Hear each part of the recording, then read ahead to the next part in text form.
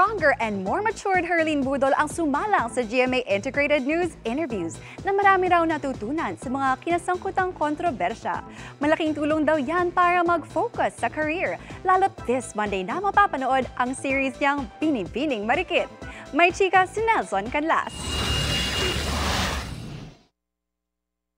Ewan ko ba, budol ako pero lagi ako yung binubudol.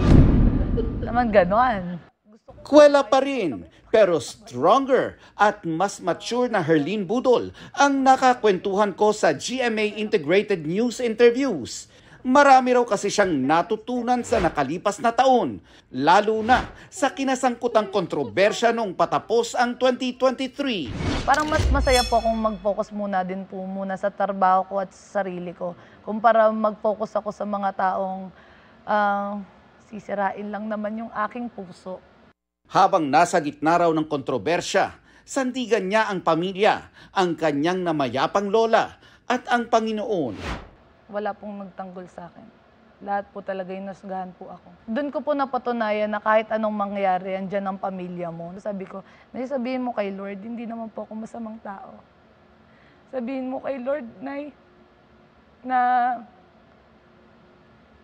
nagmahal lang po ako. Napatawad na rin daw niya ang mga nasangkot sa issue, maging ang kanyang bashers. Kung makakaharap mo siya ngayon, ano sasabihin mo sa kanya? Thank you. For what? For making me strong. Naniniwala raw si Herlene na pinagpapala ang may mabuting puso. Matapos ang pinagdaanang pagsubok, maraming blessings na raw ang kanyang natanggap. Kabilang ang isang bagong project with her TikTok Lock co-host na si Mamang Pokwang, ang Binibining Marikit. Kapag nandun si Mamang, kahit walang okasyon, may lechon. Diba? Iba si Mamang katarbaho. Ang gusto niya lang po talaga lahat masaya, tsaka lahat busog. Dalawa ang magiging leading man niya dito. Ang bagong kapuso na si Tony Labrusca at Manhunt winner at Sparkle artist na si Kevin Dasom. Sinong una mong naka-close dun sa dalawa? Si Tony. Si Tony? Oo. Bakit? Obvious naman kasi hindi ko kaya kausapin kagad yung apam, di ba? Siyempre si Kevin din. Sabi mo nga, di ba, nahihirapan kang... Oo. Inaangkop niya yung sarili niya kahit hindi niya ako maintindihan. Kala mo nga nagsa-sign language lang kami. You. Very relatable daw ang istorya ng Binibining Marikit at malakas magdala ng good vibes. Yung Magandang Dilag po last year, parang mas pinalight ng konti, mas pinasaya.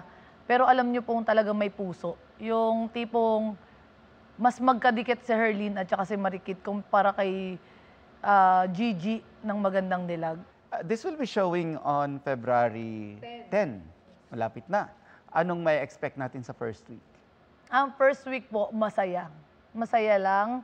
Makikita nyo dito kung paano makipag-banding ang isang Marikit sa kanyang ama. Kumbaga, makaka-relate po dito yung mga single father, single mother na talagang nag-aalaga, tinataguyod nila yung kanyang mga anak ng mag-isa. Nelson Canlas, updated sa Showbiz Happening.